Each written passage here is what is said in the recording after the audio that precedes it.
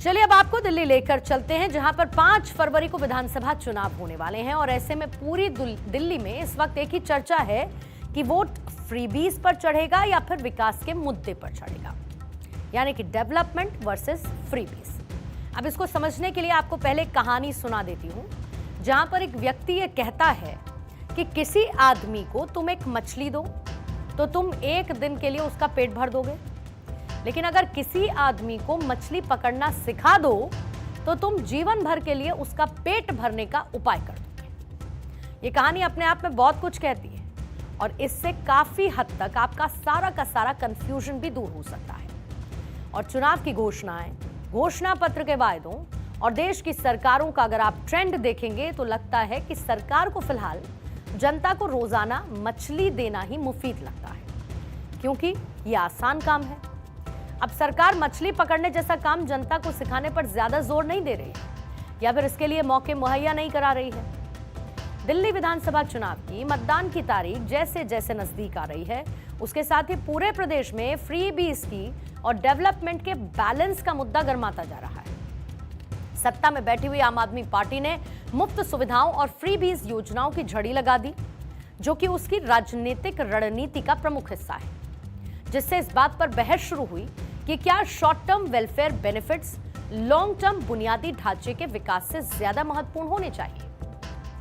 यहां पर यह भी समझना चाहिए कि फ्रीबीज भारतीय राजनीति का कोई नया कैरेक्टर नहीं है, बल्कि वो कैरेक्टर है जो कि तमिलनाडु जैसे राज्यों में पहले ही काफी हिट हो चुका है और अब थोक में वोट दिलाने वाली ये चुनावी स्ट्रैटेजी हर राज्य तक जा पहुंची है। सभी राजनीतिक पार्टियां इस रणनीति का इस्तेमाल करती रही हैं और अब दिल्ली में भी कुछ इसी तरीके का दृश्य दिख रहा है। आम आदमी पार्टी ने महिला सम्मान योजना के तहत हर महिला को हर महीने 2100 रुपए की आर्थिक सहायता देने का वायदा किया। इसके अलावा जो पुजारी हैं और ग्रंथी हैं, उनको भी 18,000 रुपए सैलरी देने का वादा कर दिया गया है। इधर कांग्रेस ने युवाओं को हर महीने स्टाइपेंड के नाम पर 8500 रुपए देने की बात कही। महिलाओं को भी प्यारी दीदी योजना के तहत 2500 रुपए देने का ऐलान कर दिया।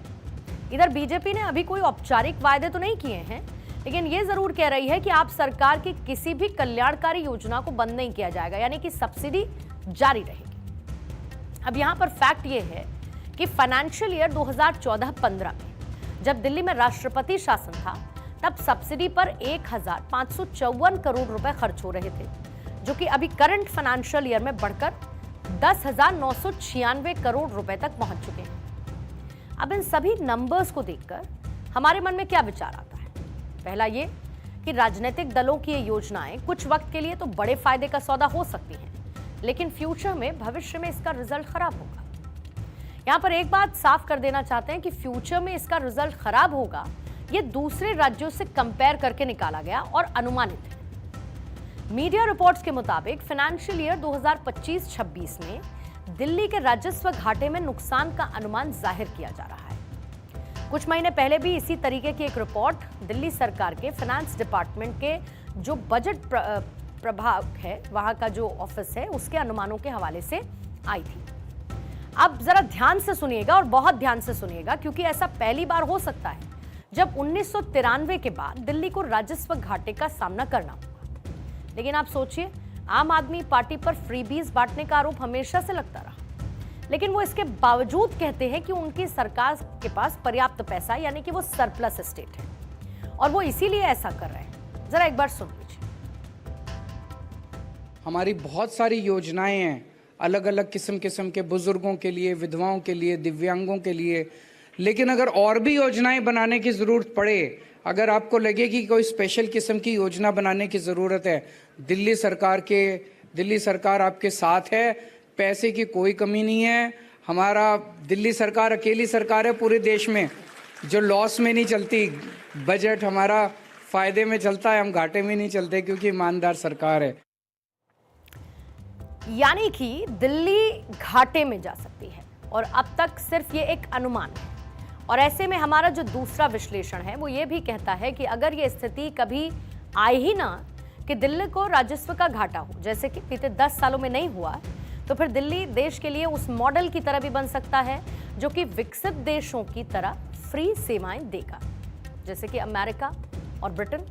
ये ऐसे देश हैं जहां पर नागरिकों को मुफ्त इलाज यानी कि मेडिकल सुविधाएं फ्री में मिलती हैं, एजुकेशन फ्री में मिलती है, जो रोजगार भत्ता होता है उसकी जैसी सुविधाएं दी जाती हैं। और ऐसा करने की एवज में सरकार उनसे टैक्स लेती है। भारत में भी टैक्स तो लिया जाता है, लेकिन ऐसी सुविधाएं कभी नहीं दी जाती।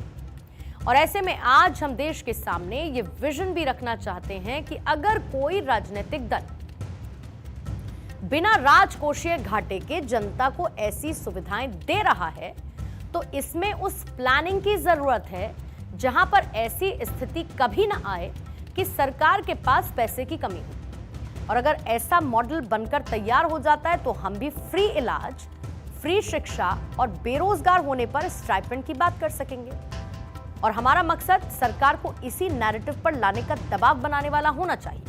यानी कि मुफ्त सेवा कोई चंदन नहीं है जिसे जनता रूपी कोई नंदन घिस रहा है, बल्कि ये वो सरकारी चंदन है जिसे घिसने का हक हर उस भारतीय को है जो कि डायरेक्ट या फिर इनडायरेक्ट टैक्स देता है और उस तक भी इसका फायदा पहुंचाया जाना चाहिए। इसी के साथ 9 PM स्पेशल में फिलहाल वक्त एक बहुत छोटे से ब्रेक का है। लौटेंगे।